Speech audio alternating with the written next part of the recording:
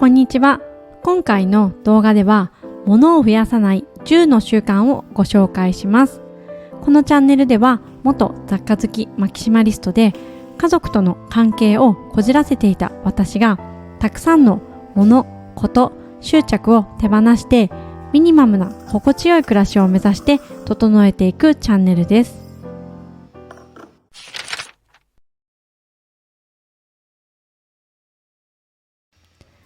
物を増やさない習慣1つ目、欲しいと思ったら一晩寝かせる。物を増やして失敗をしてからは欲しいと思ってもすぐ購入はしないようにしています。以前はここでしか買えないとか最後の1点というものにすぐに飛びついていましたが、たくさんのものを減らした今はそうやって購入したものほど失敗が多く手放す確率が高かったです。今は欲しい、気になるものはすぐに買うのではなく1日置くようにしています。特に夜疲れている時に SNS を見てこれいいなと思った時も要注意です。夜は冷静な判断ができないことも多く、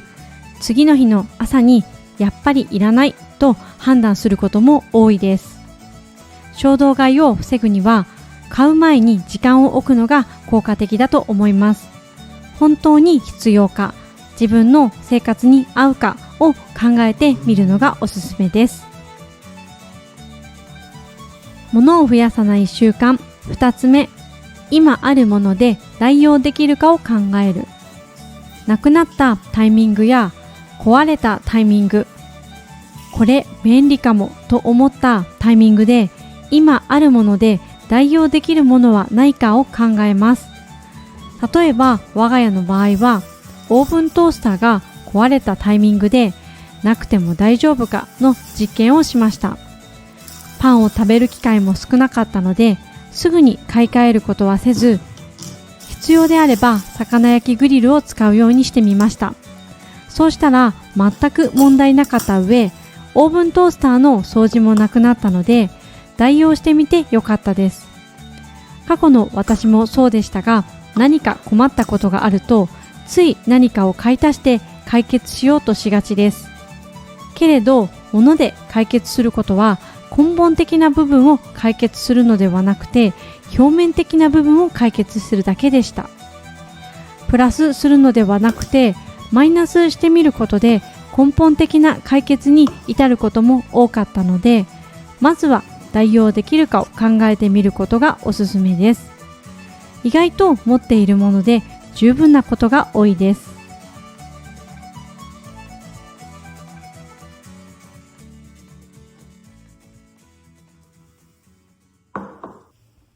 物を増やさない習慣3つ目、買うよりレンタルやシェアをする。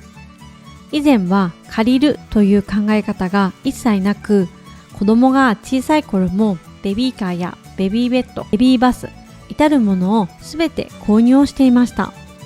特に子供のものは5年ほどで全てが不要になるぐらい子供の成長は早いです。今ならベビーベッドやベビーカー、チャイルドシートも間違いなくレンタルをすると思います。最近ではスノーボードを手放しました。ボードもブーツも大きいので1年に1回程度の使用頻度に対してスペースをかなり圧迫していました。今後行きたいと思うことがあったらレンタルを利用するつもりです。購入する金額やそれを置くスペース、管理する手間を考えたら多少高くてもその時の体型に合っているサイズやデザイン、綺麗な状態のものをレンタルできる方が結果的にコスパが良いと思います。物を増やさない習慣4つ目、1つ買ったら1つ手放す。これを習慣にしておくと何か欲しいと思っても手放すものがなければ買わずに済むので物が増えません。季節の変わり目などで服が欲しいとか靴が必要だと思うことがありますが、今のお気に入りを手放すくらいなら買わないという選択をすることができます。最近では新しいスニーカーを購入しましたが、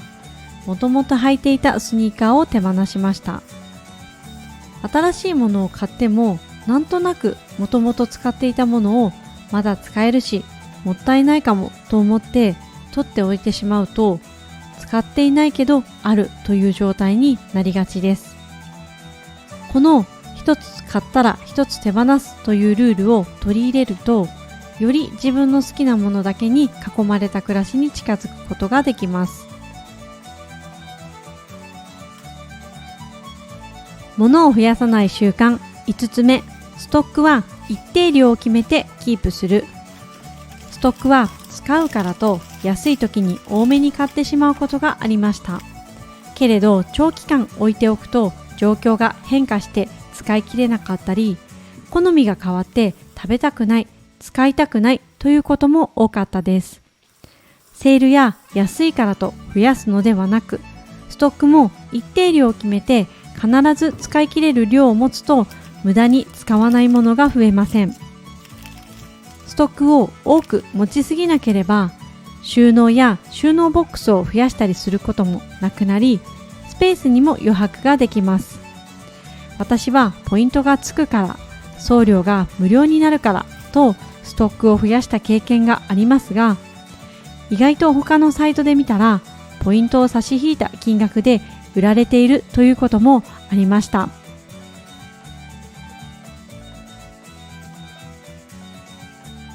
物を増やさない習慣6つ目、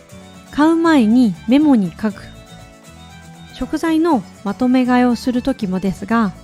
書いておくとそれだけを買うようになって無駄買いが減らせます。もし書いていないと必要かもという気持ちで買ってしまって、本当に買うべきものが買えなくなってしまうことがあります。食べ物以外の欲しいものなども一旦リストに書いておくと、その中で優先順位がつけられるので、本当に必要なもの以外を買わずに済みます。これは一晩寝かせると同じ効果があって、勢いで手に入れてしまうのを防ぐ効果もあります。私の経験上、書いてはみたものの結局買わなかったものがたくさんありました。一目惚れで購入した経験がある方はぜひやってみてくださいね。物を増やさない習慣7つ目、SNS や広告を見すぎない。本当に欲しいものや先ほどの欲しいものリストにメモしてあって、それを検索して使用感を確認するのは良いですが、なんとなくインスタや YouTube を見てこれいいかもとなった時も要注意です。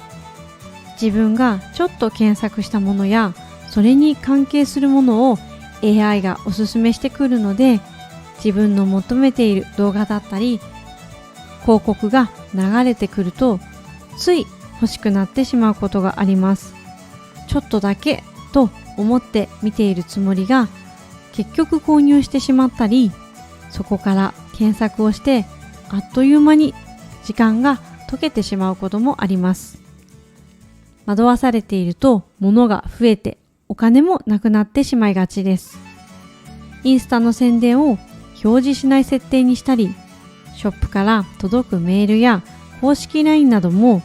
できる限り停止して無駄な広告を見ないようにすることが大切です。物を増やさない習慣8つ目、人と比べない。あの人が持っているからで選ぶのは不要のものが増える始まりです。誰かと比べることは他人軸にもなってしまいます。私も身近にいたおしゃれな人の影響を受けて服や雑貨を購入していたことがあります。自分に合わないものを減らしていった結果、その時に購入したものは一つも残っていません。自分の骨格やヘアスタイル、髪の色、目の色はそれぞれ違いますし、それを着て出かけていく場所も違います。なので誰かと比べてその隙間を物で埋めたりするよりも、今の自分が心地いいと思えるものや、自分の暮らしや行動にフィットするものを選ぶことが大切だと思います。物を増やさない習慣9つ目、空きスペースをあえて作る。雑貨が好きで素敵な雑貨をたくさん持っていましたが、思うようなセンスのある空間になりませんでした。自分の好きな空間やインテリアの違いを考えてみたのですが、余白がないことが原因でした。雑貨を飾ってみても、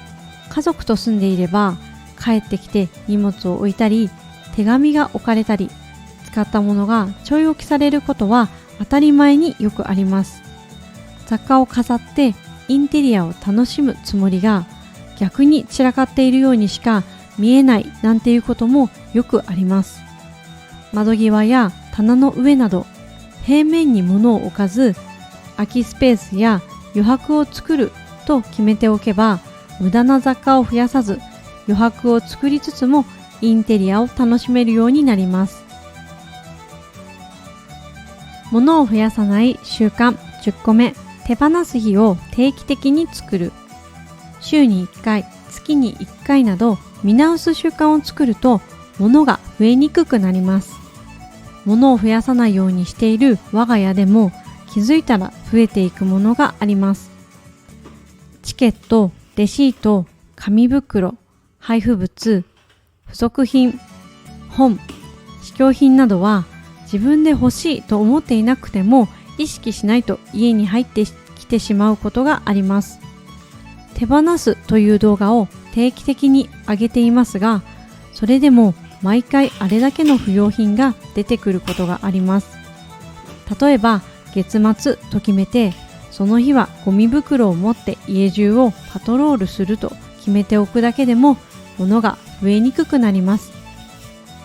以前上げた手放し動画を概要欄に貼っておきますので、もしよかったら月に1回それを聞きながらパトロールしてみてください。入ってくるものを定期的にリセットする時間を作るのがポイントです。いかがでしたか？今回は物を増やさないための10の習慣をお伝えしました。今は便利なものや素敵なものがたくさんあるので、物を増やさないようにしようと意思に任せただけではいつの間にか物が増えてしまいます。